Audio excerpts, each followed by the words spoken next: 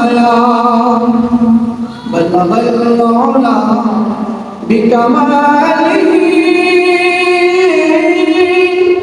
कशफत तुझा बिजमालिही हसनत जमीआ खिसालिही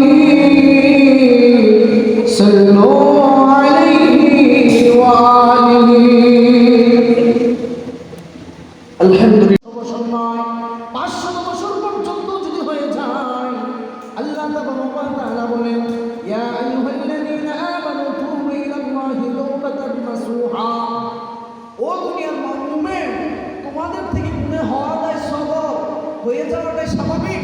তবে গুনাহ হয়ে গেলে তোমরা আল্লাহর কাছে একনিষ্ঠভাবে তওবা করো। তওবা অর্থ কি? আত-তাওবা অর্থ নাদামা, লজ্জিত হওয়া। আল্লাহর কাছে লজ্জিত হওয়ার নাম হচ্ছে তওবা। তওবার ব্যাপারে আল্লাহ রাসূল সাল্লাল্লাহু আলাইহি ওয়াসাল্লাম বলেছেন, ক্বালা রাসূলুল্লাহ সাল্লাল্লাহু আলাইহি ওয়াসাল্লাম কুল্লু বনি আদম খাত্তাউন ওয়া খায়রুল একনিষ্ঠভাবে যদি কেউ রবের কাছে বলে আল্লাহ আমি গুনাহ করেছি, আমাকে মাফ করে দাও, আর কোনোদিন গুনাহ করব না, আল্লাহ হাবিব বলেন ওই ব্যক্তিকে আল্লাহ পাক সাথে সাথে ক্ষমা করে দেন। তওবার জন্য শর্ত হচ্ছে 3টা। আমরা তো অনেক সময় তওবা করি, কিন্তু তওবা করেই খেয়াল রাখতে হবে যে আমি যে গুনাহগুলো করছি এগুলো লজ্জিত হওয়া, যে আল্লাহ ভবিষ্যতে এই গুনাহগুলো আমি আর কখনো করব না। লজ্জিত হওয়া, ভবিষ্যতে না করার দৃঢ় প্রকল্প করা, আর যে গুনাহগুলো করতেছি সেগুলো ছেড়ে দেওয়া, এগুলো হচ্ছে তওবার জন্য শর্ত। সুবহানাল্লাহ, আস্তাগফিরুল্লাহ, আস্তাগফিরুল্লাহ, এগুলো শর্ত থাকতে হবে যে আর আমি গুনাহ করতেছি আর মনে করবো যে আল্লাহ তো আমাকে ক্ষমা করেনি দিবেন, এর সঙ্গে তওবা কবুল হবে না। যে গুনাহ করে ফেলেছি, এখন আল্লাহর কাছে একনিষ্ঠভাবে বলা, মাবুদ গুনাহ করেছি আমাকে ক্ষমা করে দাও।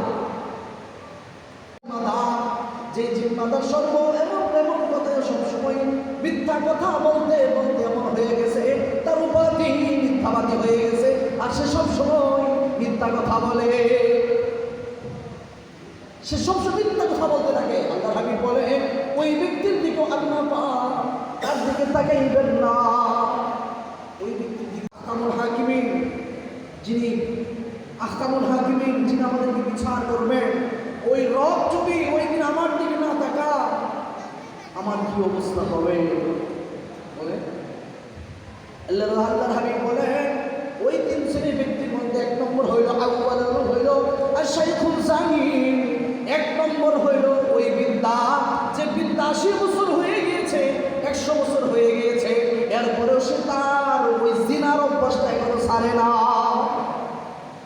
বৃদ্ধ বয়সে যে জিনা করে, আল্লাহ রাসূল বলেন ওই ব্যক্তির দিকে আল্লাহ তাআলা হাসরে মিঠে তাকাইবেন না, তার সাথে কথাও বলবেন না, তাকে তাসকিয়াও করবেন না, তাকে পরিশুদ্ধও করবেন না। কত ভয়াবহ! এরকম সমাজে মাঝে অহরহ আছে না?